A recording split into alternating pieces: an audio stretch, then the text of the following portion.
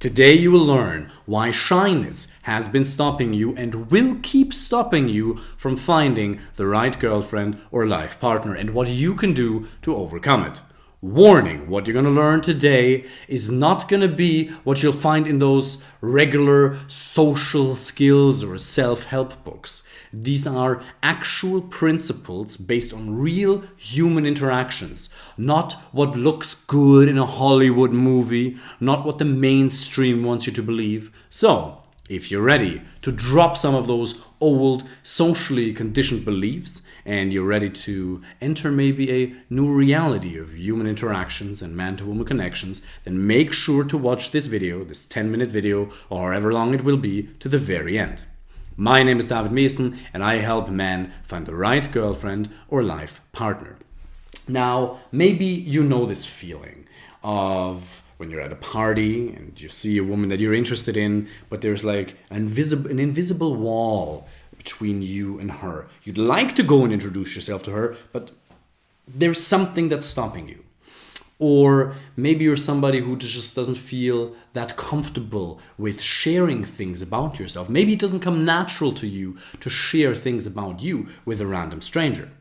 Maybe you question whether what you have to say is good enough for her. Is she gonna find it interesting? Is she gonna like me? Maybe you've made the experience in the past that when you share something about your hobbies or your passions or things you're actually interested in, that she tends to lose interest in you and that she doesn't want to meet you for a second date. Now, I used to struggle with the exact same things. Now, I'm a bit more of an extrovert. I've always been more extroverted, but I remember going to a party, for example, you're at a house party, and there's a girl that I'm interested in, a lady, a woman, and I'd like to introduce myself to her, go and say hi and see what's up, maybe create a connection, maybe move things forward. But instead of being able to just walk over there and introduce myself, I'd kind of like walk to the kitchen sink if she's standing next to it, hypothetically for this example right now, and I'd go get a glass of water, hoping that maybe she would say hi and maybe she's going to introduce herself to me. Now, what would happen in reality is she'd look at me, maybe even smile, maybe ignore me. I'd get the glass of water, too shy to say hi, too nervous to say hi, and I'd walk back to my male friends who are standing in the other corner of the party, where there's not a lot of women around us, and oftentimes she'd end up kissing another man right in front of me, or even going home with someone else. So there were years of frustration for me where I ended up being friend-zoned. And I've always been this helper thing, right? I used to teach martial arts at my university. I was always a coach. I always liked helping and teaching. So what oftentimes happened for me is the only way that I found to connect to women was oftentimes through helping, right? I was like, let me give you some advice. Let's go into personal development, because I've been in personal development like for so many years, right? Now, what happened was I completely ignored this idea of a man-to-woman connection, which we've spoken about in other videos. But most importantly, this shyness stopped me from establishing intimacy.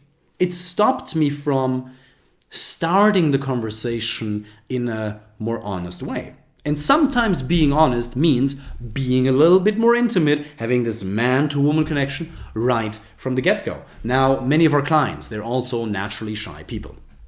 Those might be people who own their own business, computer scientists, mechanical engineers, right? People who are just like very focused on their career, very logical people. People who've been trained their entire lives to value education, to think about things logically.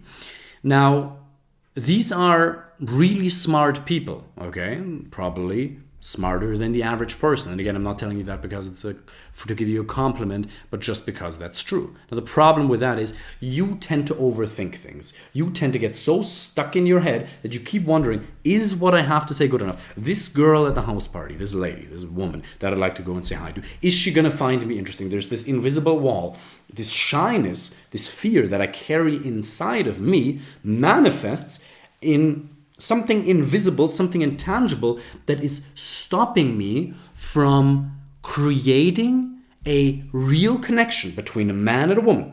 Not mainstream kind of be a friend first and then at some point when she has a weak moment and she's drunk, you strike like a snake and you tell her that you're actually interested in her. No, It's about being really honest and open from the get-go. So I had to learn to get out of that, to overcome that shyness. Now, I was extroverted. A lot of our clients are introverted. I would say 80% of our client base is introverted and 20% of them are more extroverted.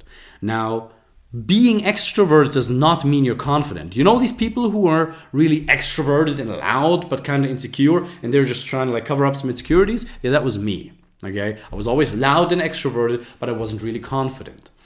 And I'd like to tell you that there's a couple of things that need to happen for you to overcome that shyness. One is you have to make a decision. As stupid as this sounds, but life, Tony Robbins says, the quality of your life stands in direct proportion to the quality of the decisions you make.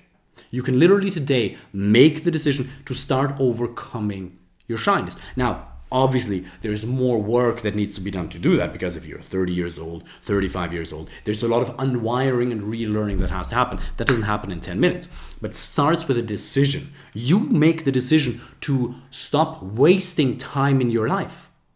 I mean, you're 30 years old, 27, 35, 45 years old, okay? How much more time do you want to waste? I mean, the probability that you're not going to figure this out just by hoping and maybe waiting for the right person to come into your life is very, very high. So it starts with a decision. And then, once you've made the decision to start the process of learning what's really going on, then you also have to start opening up the conversations with a woman. Now, what does the mainstream tell you? I told you in the beginning, this is not going to be the typical social skills video. Because what does the mainstream tell you? How does the mainstream, or Hollywood movies, or Disney movies, how do these sources, or even magazines, right? How do these sources tell you to open up a conversation? How are you supposed to interact with women? Well, you're supposed to be friendly. You're supposed to be a gentleman. You're supposed to listen to her. Just listen to her really well. Be on the date. Just listen to her really well. If you're shy, that's what they teach in general social skills, right? If you're shy, just listen more to the other person. Just ask more questions. And the interesting thing is that it works in a social context. Now, most people have no idea that. You remember the last video we talked about the difference between a professional context and a dating context? Well, the general social context to dating context, these are also two completely different things, okay? Like the general social context, you can compare that to riding a bicycle, and dating is like skiing and going down a black slope. The only thing that they might have in common is that they're a form of movement. There's a vehicle of movement involved, being skis or a bicycle. But they're still two completely different things. So in general social skills, within business, for example, if you're at a networking event, a marketing event, or at an entrepreneur event, or even just at a work event, right? You're talking to your manager, you're talking to your boss, you're talking to your colleagues, or even business partners, and you want to make them feel good. Well, first of all, you can never make anybody feel anything, but you can do certain things that drastically increase the probability that they will feel positive towards you. So what do social skills books teach you? Well, they teach you to listen and to ask a lot of questions. I myself have made videos years and years ago in the past about general social skills. Asking the other person a lot of questions is going to make them feel good about themselves, 100%. But what happens is she's going to like you, but she's not going to be attracted to you. So just asking questions is completely the wrong strategy when it comes to dating. So you have to understand that general social skills are very different to dating skills. So what are you supposed to do instead? Well, you make the decision to overcome your shyness. You learn the things you need to do to overcome your shyness. And when it comes to opening up a conversation, you then actually start sharing things about yourself without being asked to. Okay? Asked to. You start sharing things about yourself without being asked to. So you start a conversation. So what should I have done years ago when I was at that party of my friend, right? It was like a bunch of doctors there and I didn't know what to do. And she was standing there near the sink by herself for a minute, taking a sip. So what should I have done instead of going to the sink like a little weasel and pulling a tap of water and walking off like a little weasel and feeling like a little weasel? What should I have done instead? Well, I should have just walked over to her, said, hey. And then literally anything. It doesn't matter. Hey, you're really pretty, David, I wanted to meet you. Or, hey, crazy party, right, David? What's up? Or, hey, are you make an assumption. Hey, are you a medical student as well? Hey, are you a soon-to-be doctor as well? Hey, are you a soon-to-be divorce lawyer as well? Depending what it is, right? Depending on what the context is, you can make a playful assumption and introduce yourself. Obviously funny, obviously respectful, right? But that's something that I could have done, right? And then what I could have done is I could have just started to share something about myself. I could have just started to share something about myself without her even asking, okay? That's something that I could have done. So what do you think would have happened if I had started to share something about myself? Well, she would have gotten the opportunity to observe me as a person, to read my character. I would have been able to do all the right things, right, that need to be done, that could have then led to her feeling attracted to me. But if you just walk up to a random stranger and start asking them a bunch of questions, they're going to be weirded out. And rightfully so, because why should they give an interview to a random stranger who haven't even asked them for permission? You haven't done anything to earn the right to ask a lot of different questions. So that doesn't work, okay? So now there's many different examples as to how general social skills just do not work in a dating context. But this is just one of those things. So what's really important for me is that you start sharing things about yourself, also authentically. Remember in the beginning, I also asked you, maybe you're somebody who just doesn't feel comfortable sharing something, right? And maybe you've made the experience in the past that if you share with a woman that you're really into Harry Potter, computer science, you prefer Java over Ruby on Rails coding, whatever your nerdy hobbies are, maybe you like cars, like you started to share whatever you're really into and she got bored. She lost interest. She left you unread. She didn't want to meet you for a second date. Maybe you've made that experience in the past and now you're like, well, screw this, right? I don't want to get hurt anymore. I don't want to keep opening myself up and then not have her be into me. Well, let me tell you something. The fact that she lost interest in you had nothing to do with you telling her about what you're really interested in. It was about the way you did it. Because I would, please correct me if I'm wrong, and please check for yourself. Check the reference experience you've made in the past to see if what I'm about to say is true. You didn't even share something that really came from the bottom of your heart. You always shared only a little bit. You didn't share your honest opinions. You held back, okay? You held back about you only showed her 5 or 10% of the passion you have for Star Wars. You only showed her 5 or 10% of the passion you have for various different research programs for your startup, whatever's going on. You didn't really let her in. You didn't really share it, okay? Or you shared it, but it wasn't in a relatable way.